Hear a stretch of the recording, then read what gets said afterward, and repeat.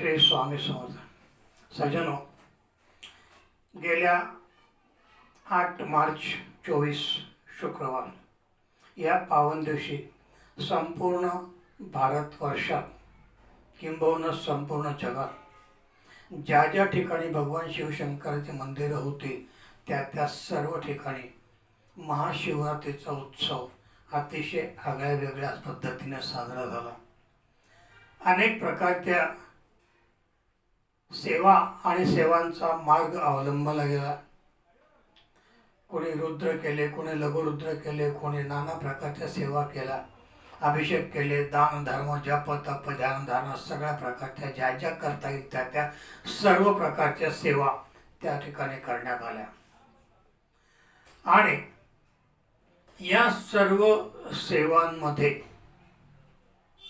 भगवान शिवशंकराचा अभिषेक हा सर्व ठिकाणी झाला, परंतु संपूर्ण जिथे जिथे जेव्हा जेव्हा जिथेही कुठे अभिषेक झालेले असतील तिथे शेकडा 90% लोकांनी जलाभिषेक केला। शुद्ध पाण्याच्या माध्यमातून भगवान शंकरावरती जलाभिषेक केले गेले। भगवान शंकरांना अति उच्च सेवेचं जे स्थान आहे ते स्थान त्या ठिकाणी देण्याचा प्रत्येक सेवेकराने त्यांना प्रयत्न केला, परंतु हे अभिषेक फक्त जलाभिषेक आहेत असं नाही आहे, तर अभिषेक हे एकूण 11 प्रकारचे आहेत। आणि त्या अभिषेकांचा वापर कशा पद्धतीने केला जातो आणि कशा पद्धतीने तो व्हायला पाहिजे यासाठी हा मी मार्गदर्शनपर म्हणा किंवा एक माझ्या इच्छा आशा आकांक्षेप्रमाणे म्हणा मी तुम्हाला त्या ठिकाणी हे निवेदन देण्याचा प्रयत्न करतो आहे। सर्वसाधारणपणे प्रत्येक शिवमंदिरात प्रत्येक मंदिरात शंकराची पिंड असते। प्रत्येक मंदिर स्वतंत्र शंकराचं असतं। त्या ठिकाणी भगवान शंकराची आराधना जप तप ध्यान धारणा या माध्यमातून केली जाते आणि त्याच्यावरती अभिषेक केले जातात। त्याच्यावरती जलाभिषेक हा पहिला असतो। पण हा जलाभिषेक म्हणजे काय, तर षोडशोपचार पूजेच्या वेळेला जो आपण अभिषेक करतो त्याला जलाभिषेक नाही म्हणता येणार। जलाभिषेक म्हणजे शंकराच्या पिंडीवर असलेलं ती घागर त्याच्यातून थेंब थेंब थेंब थेंब पडत त्या पिंडीवर पडतो। दिवसभर ही क्रिया चालू असते आणि त्या ठिकाणी येणारे भाविक आपल्याला जे जे शक्य असेल ते त्याची सेवा त्या ठिकाणी करतात। कोणी आरती करतं, कोणी निरांजनी करतं, अगरबत्ती करतं, धूप दीप नैवेद्य करतं, नाना प्रकारचे आपल्याला जे मंत्र येत असतात ते म्हणतात। आणि अशा पद्धतीने त्यांची ती सेवा 5-7-10 मिनिटाची करून ते निघतात। परत दुसरे येतात, तिसरे येतात, चौथे येतात, दिवसभर ही क्रिया चालू असते। याला जलाभिषेक असं म्हटलं जातं। आणि दुसरा अभिषेक आहे दुग्धाभिषेक। हा मात्र षोडशोपचार पूजेच्या वेळा केला जातो। षोडशोपचार पूजेच्या वेळा दुग्धाभिषेक जर करायचा असेल तर आपल्याला पूर्णपणे रुद्र म्हणून पूर्ण होईल इथपर्यंत दूध आपल्याजवळ असणं आवश्यक असतं। जलाभिषेक तर आपण करतोच, त्याबद्दल वादच नाही, 3 पळ्या पाणी वाहतो, त्याच्यावरती अभिषेक करतो, ते सगळं करतो, परंतु दुग्धाभिषेक जर करायचा असेल तर तेवढं दूध त्या ठिकाणी असणं गरजेचं आहे। कारण संकल्पाच्या वेळा त्या ठिकाणी केलेलं असणार आहे की मी आज तुमची सेवा दुधाने करणार आहे, दुग्धाभिषेकाने मी तुमची सेवा करणार आहे। आणि म्हणून करता तेवढं दूध आपल्याजवळ असणं गरजेचं आहे। सर्वसामान्यप्रमाणे आपल्या एक गोष्टी घडते आपल्याकडनं, जी गोष्ट अपुरी पडते ती गोष्ट पुन्हा त्या ठिकाणी पूर्णत्वाला जाता येत नसल्या कारणाने, उठता येत नसल्या कारणाने मग आपण काय करतो, जवळच असलेले तांदूळाचे दाणे एक एक दाणा व्हायला सुरुवात करतो. ही मानसिक पळवाट आहे.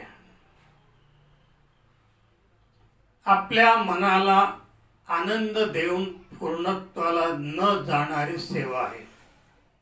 आपल्या मनाला आनंद मिळेल, मी केलं, पूर्णत्वाला जाणार नाही. आणि म्हणून करतात. संकल्प फार महत्वाचा आहे. आपण काय करतो, कशा पद्धतीने करतो, कोणासाठी करणार आहोत आणि का करणार आहोत हे सुद्धा सांगणं गरजेचं आहे.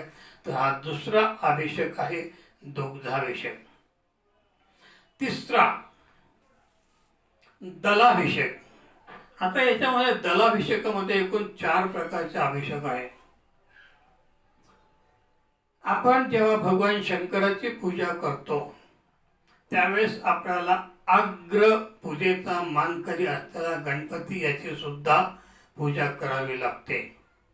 आणि तो त्याचा पुत्र आहे, शंकराचा पुत्र आहे. त्यामुळे त्याला प्रिय असलेली दुर्वा, ह्या दुर्वांचा सुद्धा अभिषेक आहे. एक एक दुर्वा 3 धाग्यांचा, 3 पानांचा एक, अशा पद्धतीने जर आपण त्या गणपतीला गणपती अथर्व शीर्षक म्हणून जरी वाहिलं तरी तो दुर्वा दल अभिषेक होतो. आणि तो शंकराच्या पिंडी जवळ असल्या कारणाने तो शंकराला सुद्धा पावन होतो. कारण त्वं ब्रह्मा त्वं विष्णू त्वं रुद्र त्वं अग्रे त्वं इंद्र त्वं वायु त्वं सूर्य त्वं चंद्रमा त्वं ब्रह्म भूर्भुवः सर्वमा, हे आपणच म्हणतो. तूच गणपती आहे, तूच रुद्र आहे, तूच सगळं काही, अग्नी तूच आहे, वायू तूच आहे, सगळं तूच आहे. मग त्या ठिकाणी ही दुर्वाचा अभिषेक जर आपण त्या ठिकाणी केला तर तो शंकराला पावन होतो. दुसरा दलाभिषेक हा तुलसी दलाचा. हा मात्र विष्णूसाठी वापरला जातो. आणि विष्णूसाठी वापरत असताना सुद्धा आपल्याला भगवान शंकराच्या पिंडीवरती मात्र ती तुळस वाहता येत नसते.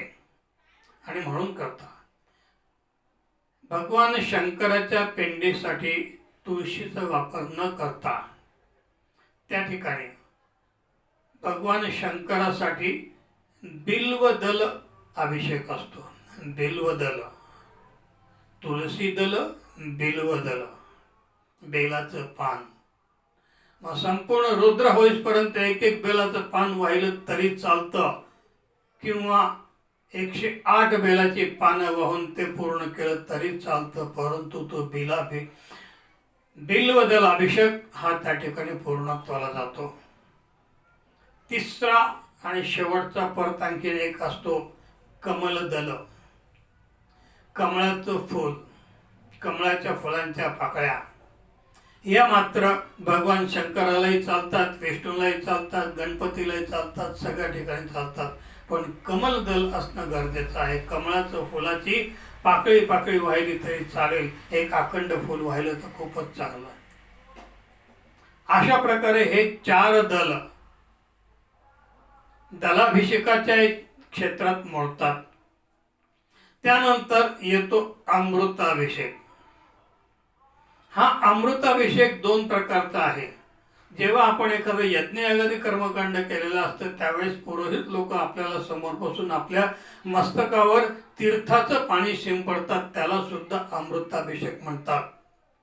पण भगवानांसाठी जो अभिषेक केला जातो, भगवंतासाठी जो अभिषेक केला जातो अमृताभिषेक, त्याच्यामध्ये आपल्याला पूर्वी काकवी नावाचा एक पदार्थ गुऱ्हाळ्यामध्ये मिळायचा, पण तो आता दुरापास्त झालेला आहे. तर गूळ, उसाचा रस, त्यानंतर त्याच्यामध्ये थोडासा कापूर, अशा पद्धतीने ते मिश्रण करून जर त्याचा अभिषेक भगवान शंकराच्या पिंडीवर केला तर तो अमृताभिषेक ठरतो.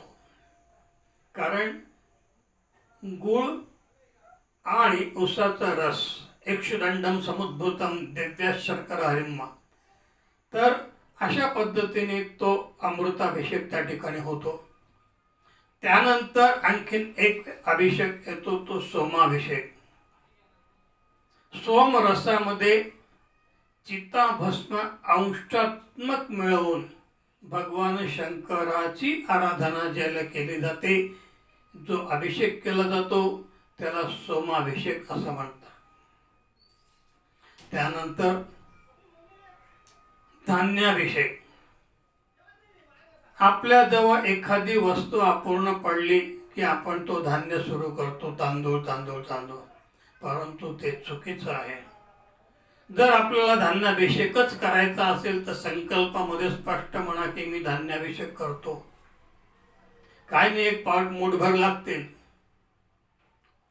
पण त्या भगवान शंकराला धुतलेल्या तांदूळांच्या माध्यमातून एक एक दाणा जर आपण वाहिला आणि त्याचे 108 नावं घेतले तरी चालतील, किंवा संपूर्ण रुद्र म्हटलं तरी चालेल, पुरुष सूक्त म्हटलं तरी चालेल. तर अशा पद्धतीने आपण जी सेवा करणार आहोत ती पहिल्यापासून शेवटपर्यंत एक निष्ठेने आणि एक प्रकाराने व्हायला पाहिजे. हे अपूर्ण पडलं म्हणून ते सुरू करायचं, ते जास्त आहे म्हणून याला करायचं, याच्याने आपल्याला मनाला समाधान मिळेल, आत्मिक समाधान मिळेल, यश मिळणार नाही. आणि म्हणून करता हा अभिषेकानंतरचा दुसरा प्रकार येतो सोमाभिषेक, धान्याभिषेक. हे धान्याभिषेकामध्ये आपल्याला तांदूळ हे जास्त महत्त्वाचे आहेत आणि तेही धुतलेले तांदूळ असावेत. एकनिष्ठ भावनेने एक एक दाणा व्हायला तरी चालतो. त्यानंतर तिसरा प्रकार येतो धान्याभिषेकानंतर पुष्पाभिषेक. आता हा पुष्पाभिषेक आपल्या सर्वसामान्य व्यक्तींच्या डोळ्यापुढे पुष्पवृष्टी हा शब्द आपल्याला रूढ झालेला आहे, परंतु धर्मशास्त्रीय दृष्टिकोनातून जर याचा विचार केला तर आतापर्यंत फक्त रामायणामध्ये याचा उल्लेख सापडतो. प्रभू रामचंद्र आपला वनवास संपवून परत अयोध्येकडे आलेले आहेत, निघालेले आहेत. भरताने संपूर्ण अयोध्या सजवायला सांगितलेली आहे. प्रवेशद्वारापासून सिंहासनापर्यंतचा संपूर्ण रस्ता हा एका विशिष्ट गालिच्याने अंतरलेला आहे. त्याच्यावरून प्रभू रामचंद्र, सीतामाई, लक्ष्मण आपले एक एक पाऊल टाकत पुढे पुढे सरकत आहेत. त्यांच्या उजव्या बाजूला नानाविध प्रकारचे संत महात्मे त्या ठिकाणी उभे आहेत. विरुद्ध बाजूला त्यांच्या डाव्या बाजूला नानाविध प्रकारचे पौरोहित्य करणारे पुरोहित त्या ठिकाणी उभे आहे. मंत्रांचा उच्चार चालू आहे. प्रभू रामचंद्र सीतामाईसह लक्ष्मणासह हळूहळू पुढे सरकत आहेत. आणि सामान्य जनता त्यांनी केलेल्या पराक्रमाचं ते औचित्य साधून त्यांच्यावरती वरतून पुष्प टाकतायत, पुष्पवृष्टी करतायत. तो पुष्पाभिषेक. कारण पुष्पवृष्टी जर करायची असेल सामान्य माणसावरती तर मंत्र उच्चार होत नसतात. दोन्ही हाताने फुलं घ्यायचे आणि उधळायचे हा प्रकार होतो. पण पुष्पवृष्टी जर करायची असेल तर डाव्या हातामध्ये फुलं घ्यावी लागतात, एक एक पाकळी हळूहळू व्हावी लागते. आणि त्यावेळेस पौरोहितांचे मंत्र चालू असतात, तुतारी चालू असते, मंगल वाद्य चालू असतं. याला पुष्पाभिषेक असं म्हणतात. आणि हे पुष्पाभिषेक फक्त रामायणात त्या ठिकाणी निर्माण झालेलं होतं, केलं गेलेलं होतं, भरताने करून घेतलेलं होतं. त्यानंतर पुढचा अभिषेक येतो तो रक्तगंधाभिषेक. हा मात्र फक्त हनुमंतासाठी वापरला जातो. पुष्पवृष्टी नंतर येणारा आहे. हा प्रभू रामचंद्राचा अयोध्या स्थापन झाल्यानंतर भगवंताला नामस्मरण चिंतनाच्या माध्यमातून आपल्यावरती अनेक प्रकारच्या संकटांची मालिका दूर होण्यासाठी प्रभू रामचंद्राच्या माध्यमातून हनुमंताला जागृत करण्याचा हा एक सोपा आणि सरळ मार्ग आहे. रक्ताभिषेक, रक्तगंधाभिषेक. याच्यामध्ये 5 गंध असतात. एक म्हणजे शेंदूर, दुसरं अत्तर, तिसरं कर्पूर कचरी, चौथा कापूर आणि 5वा अष्टगंध. हे सगळं मिश्रण साधारणपणे 3, 4, 5 चमचे होईल अशा पद्धतीने करायचं. आणि आपल्याला ज्या मूर्तीवर अभिषेक करायचा असेल, ज्या हनुमंताच्या मूर्तीवर अभिषेक करायचा असेल, त्या मूर्तीला किती पाणी लागू शकेल याचा अंदाज घेऊन त्या पाण्यामध्ये हे सगळं मिश्रण कालवायचं. ते पाणी रंगीत होतं, लाल रंगाचं होतं आणि त्याच्या माध्यमातून हनुमंताला अभिषेक केला जातो. पण हे करत असताना या ठिकाणी रामरक्षा म्हटले जाते. ही रामरक्षा म्हणत असताना आणखीन एक गोष्ट महत्वाची आहे की जे कोणी हे रामरक्षा म्हणणारे असतील त्यांनी ती रामरक्षा रीतसर सिद्ध केली पाहिजे. सिद्ध करण्यासाठी 5 शुद्धी त्या ठिकाणी कशा असतात तेही सांगणं गरजेचं आहे. पण ते आता मी तुम्हाला सांगणार नाही. पुढच्या याच्यामध्ये पंचशुद्धी काय असते हे तुम्हाला मी सांगेन. पण ही पंचशुद्धी झाल्याशिवाय त्या रक्तगंधा अभिषेकाचा उपयोग होणार नाही. रामरक्षा ही पंचशुद्धी करून सिद्ध करा आणि मग हनुमंताच्या सेवेसाठी ते वापरा. आणि अशा प्रकारे जलाभिषेक, दुग्धाभिषेक, त्याच्यानंतर दलाभिषेक. दलाभिषेकामध्ये दुर्वा, तुलसी दल, बेलपान, कमलदल, अमृताभिषेक, गूळ, रस, सुगंधी द्रव्य आणि काकवी ते मिळाले तर फारच चांगले.